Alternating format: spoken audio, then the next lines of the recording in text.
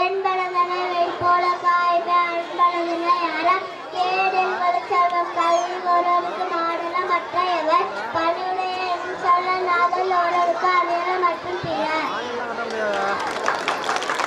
மாணவருக்கு நன்றி.